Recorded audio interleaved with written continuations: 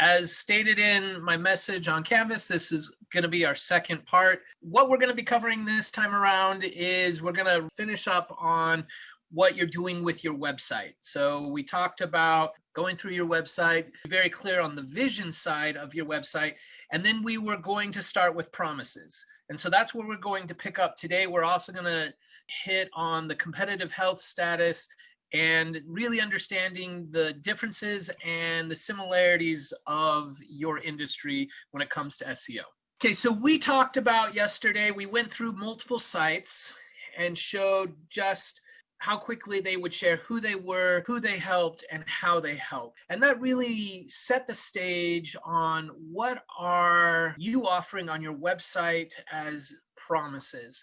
And both Taffy and Noah have heard me at length talk about promises. I think they're absolutely vital, and this is why I want you at the very beginning of your SEO efforts to look at what your site is promising. And I have done this with quite a few people, and it really helps give them focus. And so the person that introduced this to me was Matthew Woodward. I actually was reading an article, and he was talking about the importance of conveying a promise with your content. And I recognized later how he was practicing that same principle with his entire site. So this is his homepage on his site. So we can see here where he says, I want to increase my search traffic. I want to start a blog that matters. I want to start working online. So he put what the user says in first person. And these are the 3 promises of his entire site, guys. He makes it very clear, not just for the user, but for the search engine, that these are the promises he is going to deliver on with his users. And this is essential because anything he creates for his SEO, any content, any video, it ties into one of these 3 promises. How to increase search traffic, how to develop a blog, and how to start working online. Down here, his buttons: increase search traffic, build a blog, start working online.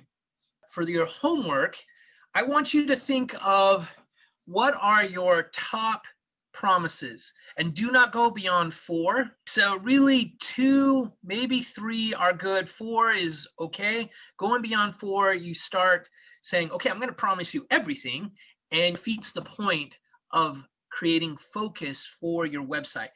I have 4 promises here for Devin Supertramp because he actually has 2 focuses. On his site, he has part of his site dedicated to companies wanting to use his services for video.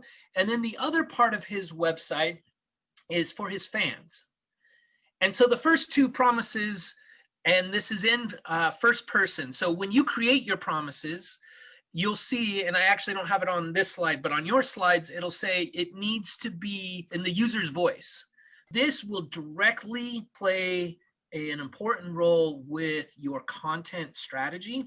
And so these will be in play when you actually go and develop your content. That takes us out of the offering and takes you now to the competitive health status, where we're going to really look at where you stack against your competitors. Something that a lot of businesses do is develop their strategies after big competitors. And they're just not strong enough to compete. Hence this picture of a guy just getting pummeled, because that's what happens to most businesses, because they make the common mistake of saying, I'm going to be just like this huge competitor in my industry. So when you're looking at your health status of your website, it falls into 3 areas. Your website could be malnourished, it could be weak, or it could be healthy.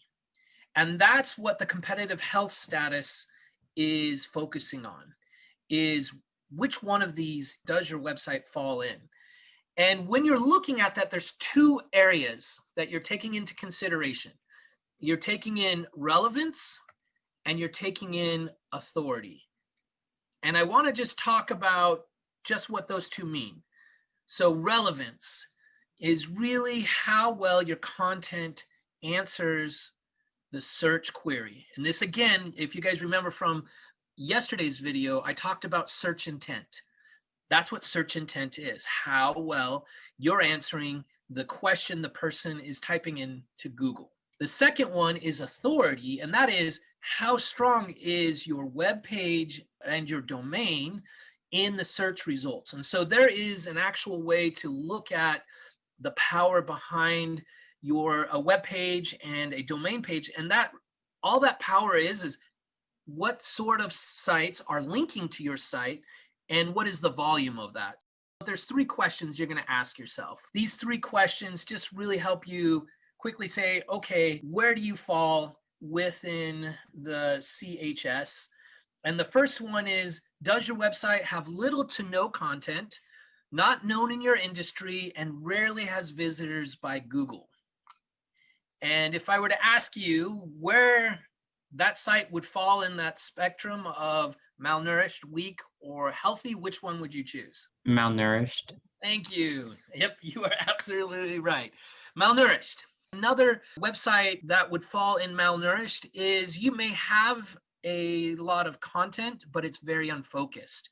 You're talking about your pet, and yet it's a website about being a YouTube marketer. And so if your content is unfocused, you're not getting a lot of traffic from Google, nobody knows about you, I'm pretty certain that you are in the malnourished category. The second question you're going to ask, are you currently creating quality focused content, but rank only on low traffic search terms? So that means you've got a lot of content and it's focused. It's not all over the place, but you're not going anywhere. You're not really getting any search terms that are driving lots of traffic. And if that's the case, you are in the weak category. And then the final one is the healthy category. And this, people talk about you, you're naturally getting links, and you are considered an industry leader. And so these are just 3 questions that you could say, all right, as I'm looking at my website, does it meet this criteria? And if it does, this is where it's going to fall in the competitive health status quiz. Now, it's easy to be biased about this. So you may have a client who's like, oh, I'm not malnourished. I have a lot of content, and their content is unfocused, but you couldn't convince them of that because they have that bias. They're like, no, this is what my users want to hear. And so there's another way to determine how to get that answer with data.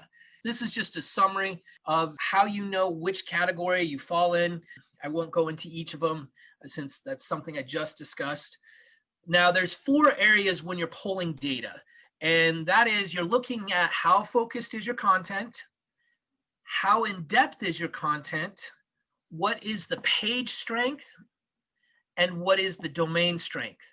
And that deals, again, those first 2 are relevance, and the other 2 are authority. And we're going to start off with authority. But to answer these 4 areas, we're going to use these 3 tools. So let's start off with MozBar. Okay, MozBar is a Chrome extension, and it specifically looks at the authority of a page and a domain.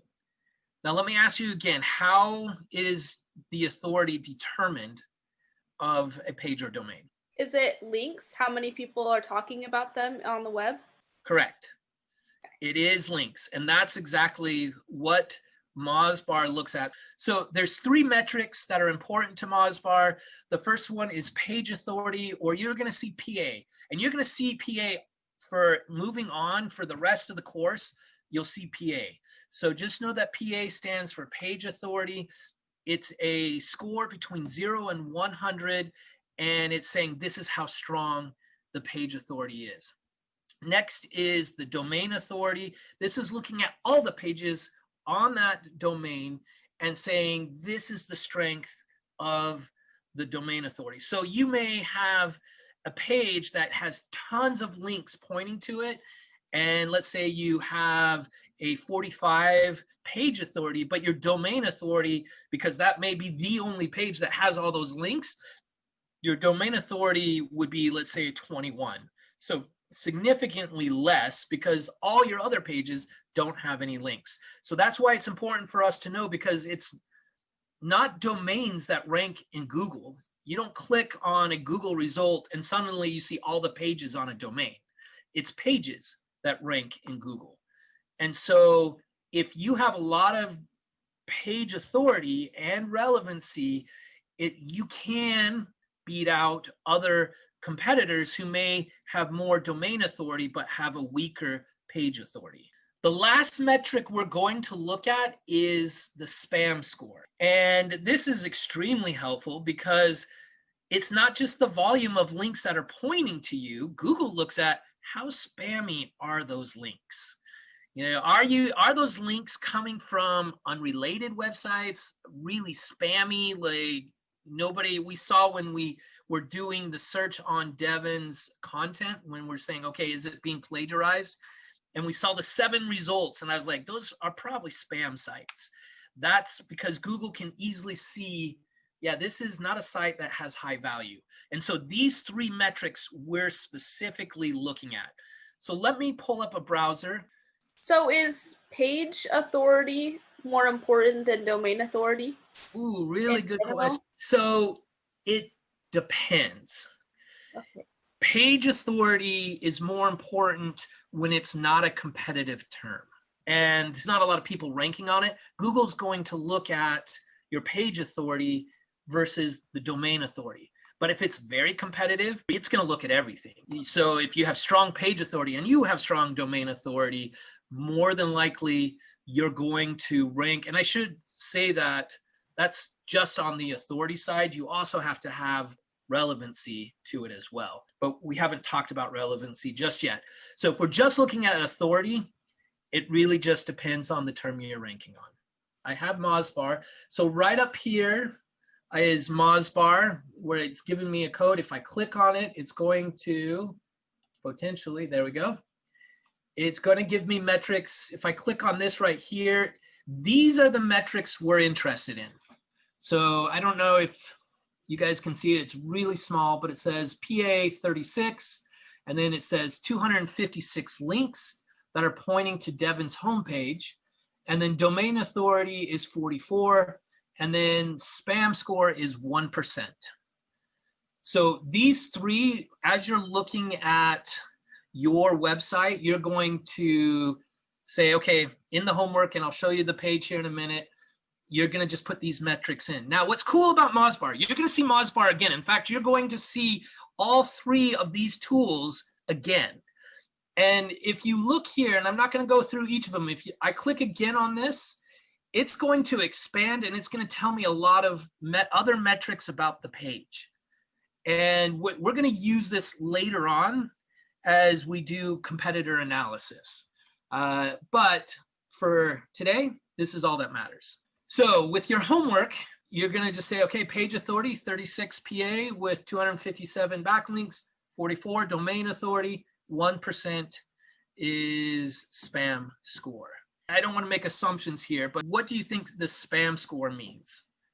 1% of links are not worthy or don't have, any value to it.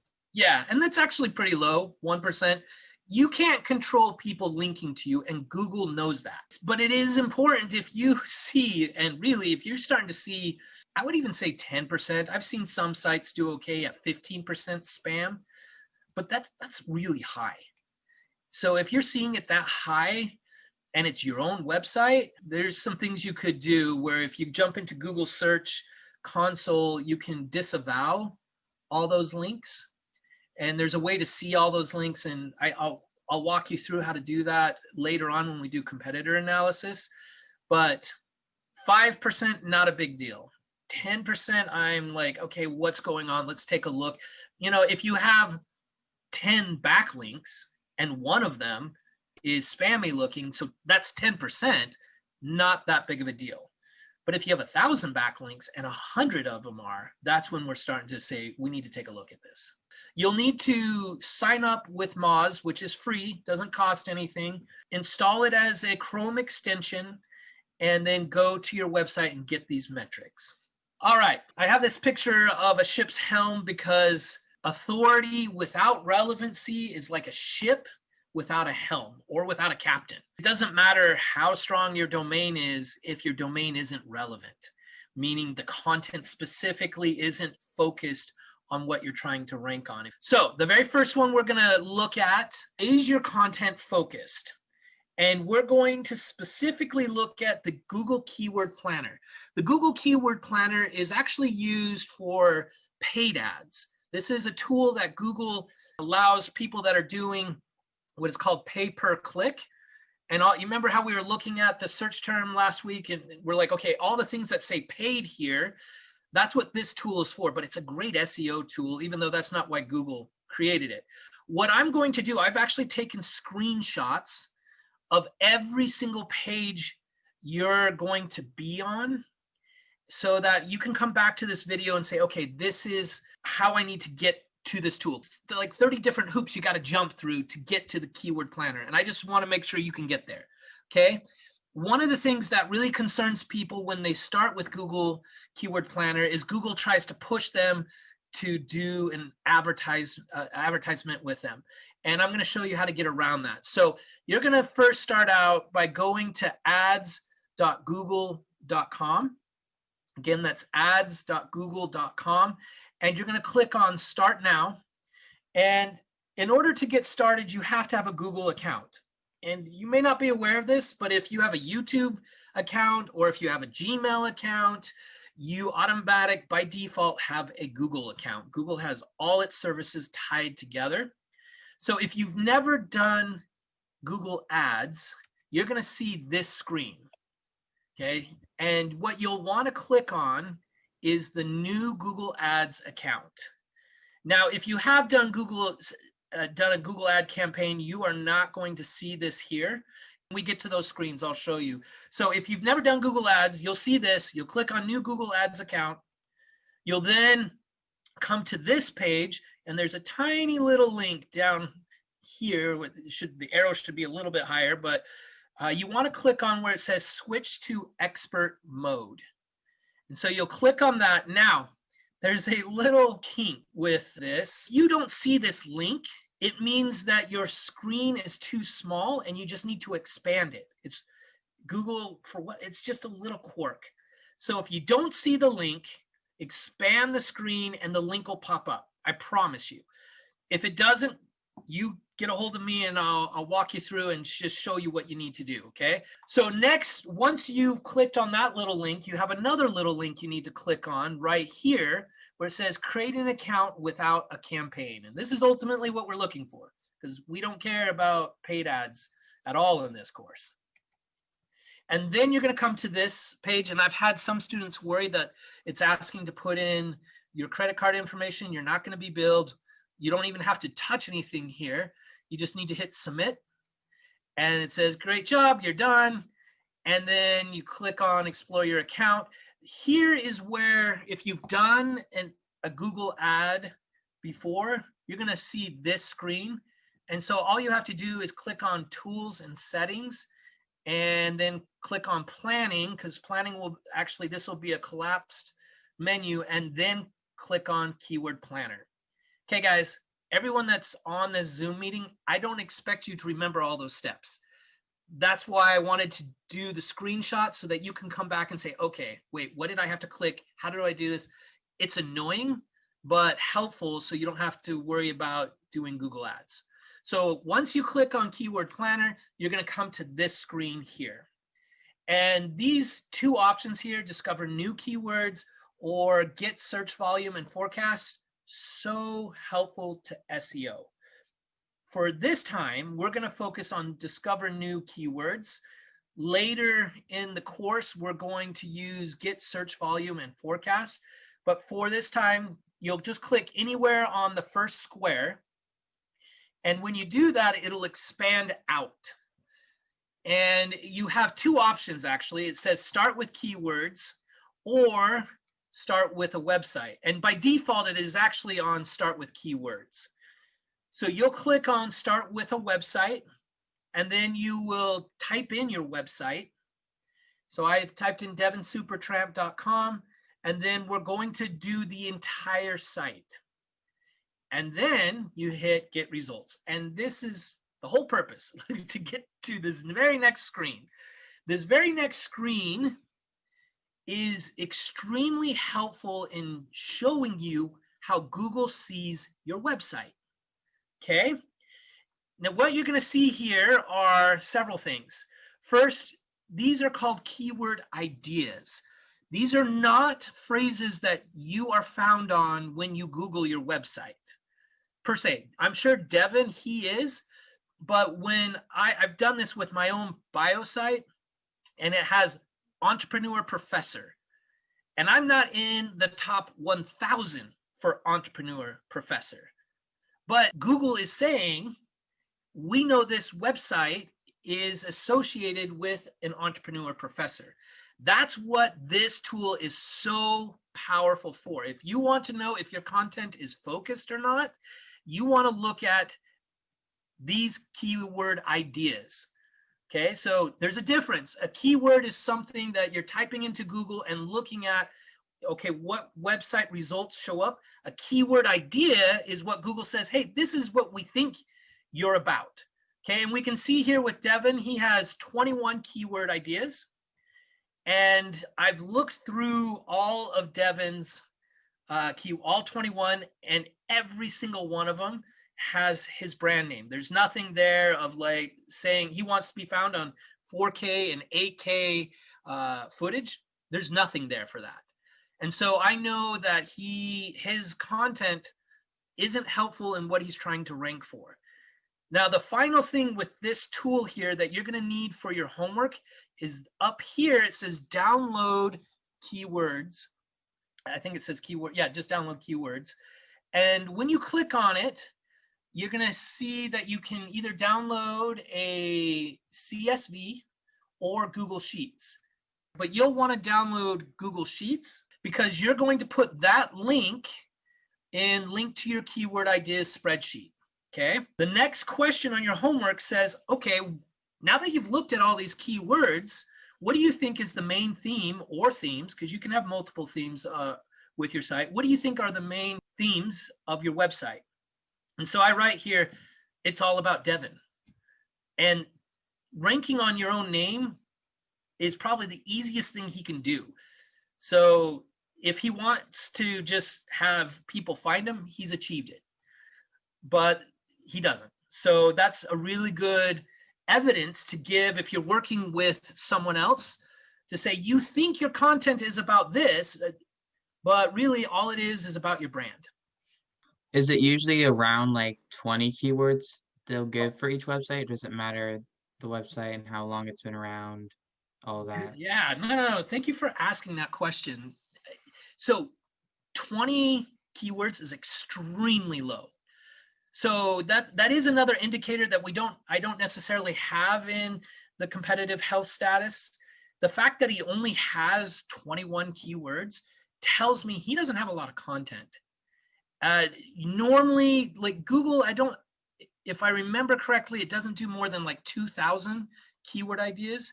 So yeah, if it's even, I would say, even if it's under 50 or 60, then it's a site that doesn't have a lot of content or that content hasn't been found. Really great question. Okay, so the next part of your homework is you need to take a screenshot and get the right data. Now that we have looked at what is your content about, we want to look at the value of your content. And this is really hard to do. But one thing that Google likes a lot is what is called long form content. So articles that are insanely long. I just saw a study that said articles that are 7,000 words or more in length do the best in search. And I'm like, are you kidding me? You might as well just write a book. Like 7,000 words, guys. The average article is like 700 to 800 words. So that's 10 times the length of an average article. Okay, but Google loves it. But let me ask you this question. What is the problem of Google assessing long content? What do you think is the main problem with Google looking at just long content or thinking that long content is valuable?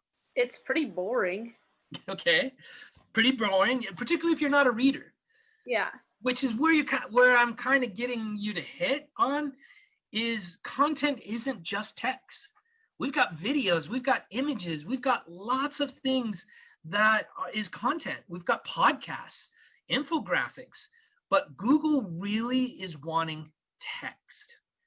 And you should have all those other things. I'm not saying don't have videos, don't have podcasts, because that does give you more strength with Google, more, I would say, trust with Google. But in order for it to assess it in our current day and age, it needs the content to provide context. Okay. So looking at the length of your content is not the best way of determining the value of your content, but currently it is the only way for us to take a tool and say, how valuable is this content? And so the tool we're going to use is called Screaming Frog. Okay, it's screamingfrog.ukco or co.uk. I forget how I think it's uk.co. And what Screaming Frog is, and you're going to hear a lot about spiders or bots. Spiders are just code. They're really, the reason why we keep saying bots, it's short for robots. Google has lots of spiders that crawl the internet. And when we say crawl, it's code going out, and it really is just capturing all the data it can find. So when a Google spider comes to your website, it's telling Google, hey, this is what everything is about on this page and this page and this page. Well, Screaming Frog has its own spiders. And this tool, again, you're going to see this tool again when we do technical SEO. And it's a very, very powerful tool. So to get to this tool, you're going to go to screamingfrog.co.uk/SEO-spider, or you can use my URL shortener. This will take you to download the software. It works on Macs and PCs alike. You will need a laptop or desktop to do it. It's not mobile friendly, and you'll see why in a second. I'm going to walk you through doing this with Devin's site. So you're going to download this, and let me open up Screaming Frog here. All right, what you're looking at is this search bar right up here at the top. And you're going to type in your domain. So I'm going to type in devinsupertramp.com, and I'm going to hit start. And then what it's doing now is it's sending out those bots or those spiders to crawl Devin's website, and it's bringing back all of the information it can find. Now, this is a free tool. It'll crawl up to 500 pages on a website, which, to be honest, unless you're going to be a hardcore SEO agency, the free tool is just fine. It'll help you gain enough understanding about a website with 500. And we're going to see here in a minute, it's all done, but we're going to see here in a minute it has only 24 pages. So 500 is overkill for Devin's site here. But right here, you're going to see all these different tabs. Each of these tabs is data about Devin's site. But what we're specifically looking at, if you come over here, you're going to see how there's just tons and tons and tons and tons of tabs. You also see these tabs all down here. If you click on this drop down, the tab we're interested in is content.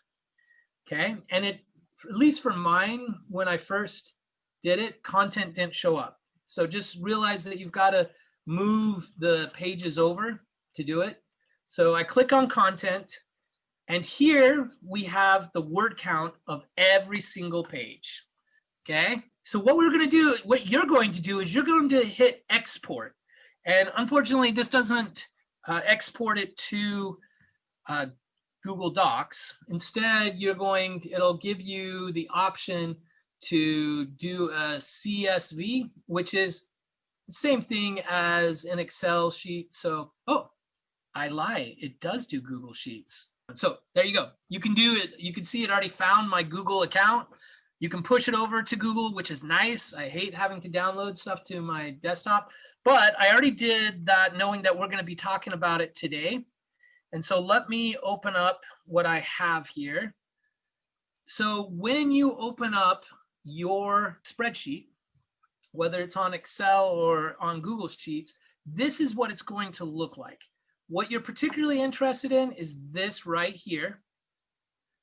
And so I copy this and I create a new tab and I move it over to here. So I just have the numbers. And all I'm looking for is the average word count of the site, which right here, I have the formula in here.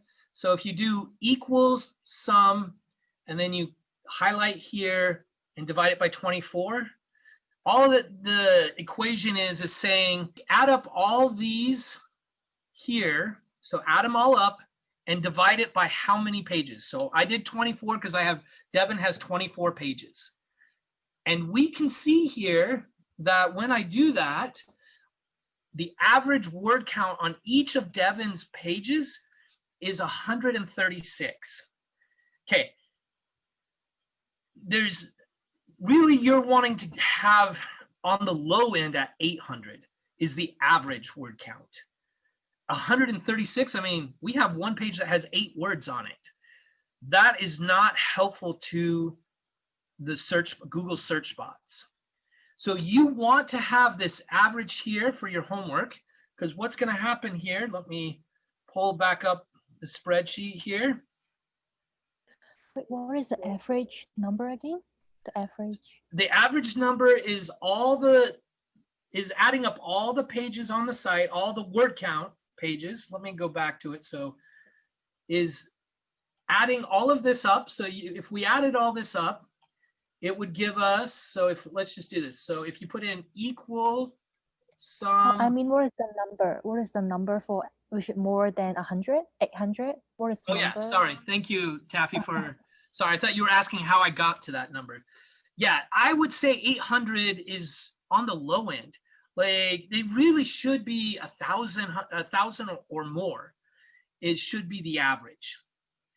And so, and part of that problem is people, the designers particularly, don't like to have a lot of text on the homepage. And there's a lot of ways that you can put a lot of text on the homepage and still make it look aesthetically pleasing. So you want at least 800 or 1,000 plus for the average for your website. So looking again at here, we'll go jump to your homework. So you can see your homework says, how many pages did Screaming Frog find? Has 24 pages. What's the average word count for your website? Again, that's adding up all the word count that you found on Google and dividing it by how many pages you have. I should have put a slide in that gives you the equation. But if you have any struggles with it, Eli is great with spreadsheets. Cameron, your classmate, is as well. You know, feel free to reach out to me. There's plenty of people that can show you. It's a really basic equation to figure that out. So then you put in the screenshot and make sure you click here on the content tab. I don't want to see any of these. I don't want to see what's on these other tabs. I'm curious at what's here. Okay. So when you take the screenshot, just have it on content and you'll be good. All right. So now is the time for you to determine what your competitive health status is. So when we're looking at the page, and I want to back this up because I thought we were going to actually determine it, but Moz determines the authority, Google looks at how relevant is your domain, and Screaming Frog is saying how valuable is that relevancy, okay? I just wanted to kind of summarize, that's what those 3 tools are doing, because I know I just threw a ton of stuff at you. So authority is Moz, domain relevancy is Google Keyword Planner, and the value of your content is Screaming Frog. All right, now let's go to your homework. You've got to decide, oh, I got interrupted and I didn't finish my thought there. You've got to decide, is this a malnourished, weak, or healthy website? And then you got to give your reasoning, and it has to be longer than what you see here. I was going to talk into Devin's strength, and that's something we didn't discuss, and I'll just discuss it really quick. So on MozBar, the score is 0 to 100, and Devin had a 36. If you got a 36 on your quiz, you would have failed.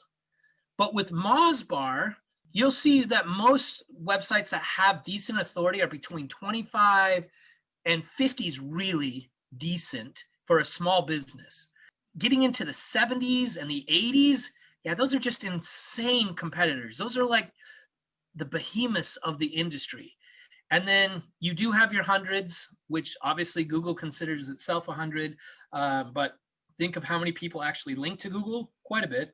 And Amazon, I think, is 100, Wikipedia. So when you're looking at your strength, Devin, he was actually decent. He had a page authority of 36, and he had a domain authority of 44. That's actually decent strength. But his relevancy is in the toilet. And that's what the rest of this write-up would have said, is like, that's nice, but he's only ranking on his brand names. So I want 3 to 4 sentences sharing why you chose what you chose with the data that you have. Okay? All right. We have one last thing to discuss, and that really is the differences and the similarities found in your industry. Okay, what makes your industry unique and what commonalities are found in your industry. And so this isn't going to take long at all. We'll be done within 5, maybe 10 minutes, okay? When you're looking at your industry, you're looking at what are the SEO differences from everything else. How does e-commerce do SEO differently than a blog? Okay. And then you're looking at what similarities do your competitors in your industry have? Okay. How is the SEO different? And it's going to be minor differences. But let me give an example. And it's too bad we don't have Harold on the call because I'm using him as an example. Harold is in this class. But let's look at the creative industry, okay? We have Devin, he's a videographer. You have Harold in our class, and he's a photographer. And then Mandy Gardner, she sings with the Gardner Sisters, just a well-known YouTube musician group. And when you look at these three, if you were to do SEO all the same way with a videographer versus a photographer or a musician, you wouldn't be helping them. And let me give you some quick examples why. So SEO for videographers, they need to have, or to help them with their SEO, they need to have their transcript of their video on the same page their video is on. So Google can easily understand what that video is about. They need to have their videos on hosting sites like YouTube. And this isn't always the case, but it's almost always the case, okay? Because in the next step, you're going to look at and say, okay, what are all these other videographers doing? Well, I can see they're all on YouTube, they're all on Venmo, they're all on Facebook. And so Google sees that as well. And so it's important that if you're a videographer, you need to have your videos, you need to have channels on those sites. And then next, a videographer has a bit of this struggle. They need individual branding, like we've seen with Devin's site. His site has everything about him, but people find Devin through his videos. They find like his most popular videos are his parkour. It's a type of doing tricks, running, and just, I don't even know how to describe parkour, but he has a lot of parkour videos. And that's how people find him. So if he's not optimizing his videos, it's going to be really difficult for people to find who he is. So that's SEO for videographers. SEO for photographers is you've got to optimize the images. And we'll talk just how to do that. It's actually not difficult, but a lot of photographers just post their images to the website and they're done. And Google's like, I don't really know what you're about, okay? And But the difference between videographers is they don't need to be on sites like Flickr. A lot of professional video photographers aren't on photo hosting sites. And that's something, as we'll see in a minute, that you're going to do. You're going to find out by looking at other people in your industry. And then finally, their individual brand is going to be more important than just a single image, a single picture. Unlike what we saw with Devin, one video could drive tons and tons of traffic to him, whereas one picture that Harold does may not. Okay, and then quickly on the musician side of things, this is something, so last semester I worked with a student who was doing SEO for a musician. And the one thing that we learned is how important lyrics are. People don't actually go to Google and type in the genre. I want country music. They don't. They're actually looking at the lyrics of a song they may have heard on Spotify. And so making sure, one, your lyrics are optimized on your site, but even more importantly, her and I, we looked at probably 20 musicians. All of those musician websites had their lyrics on third-party lyric sites. So it was absolutely critical that she made sure her musician went out to these different sites and put her lyrics on those sites, because Google's saying, hey, if you're going to rank here, I need to have all these metrics. Being on audio hosting sites such as Apple, Spotify, that was very common with musicians. And here she's focusing on branding the musician and also a song, because a song can very well, one hit song can drive tons and tons of traffic to the musician. Instead of what we saw with the photographer focusing on one image, not the same thing. Okay, so what you need to do here, guys, is this is probably the easiest part of your homework.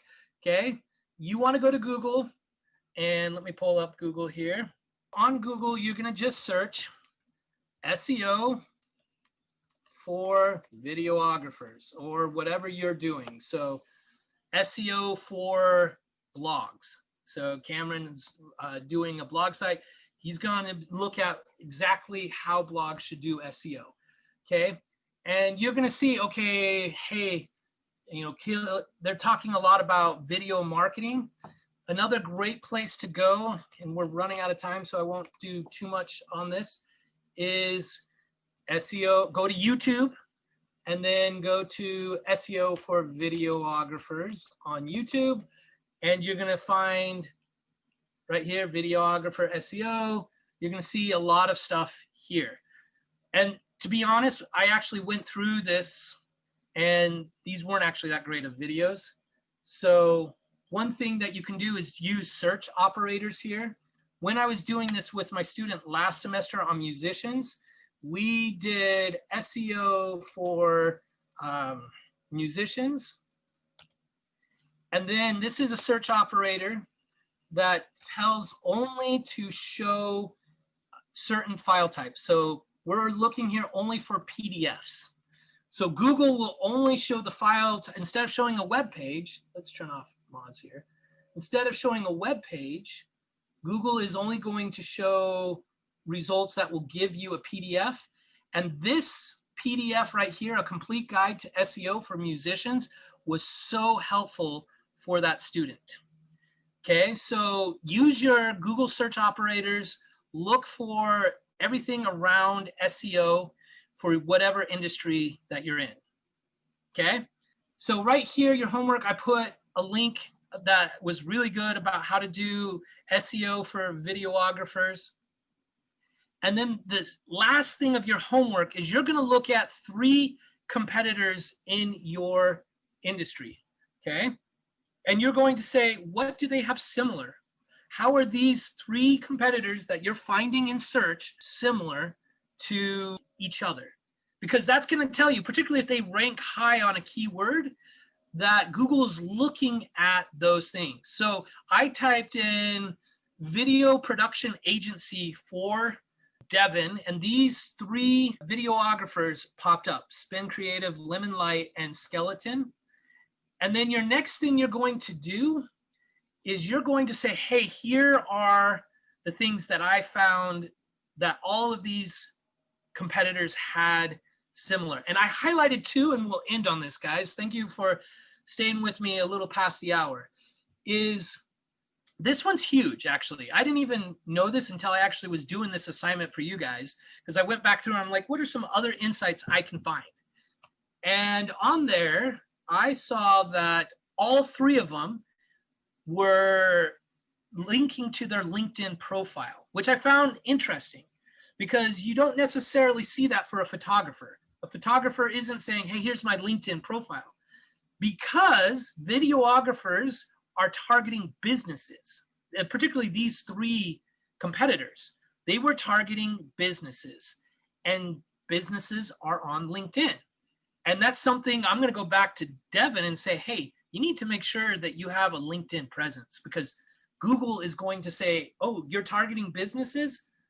Do you have that? I also notice on here, on the second thing I have highlighted, every last competitor I looked at beyond these three had physical addresses and had phone numbers. Okay, well, I'll stay on for anyone that has questions. Guys, thank you for, I was just 2 minutes past my prediction of 5 minutes past the hour. So if you are good, you can definitely jump off or you can ask me questions.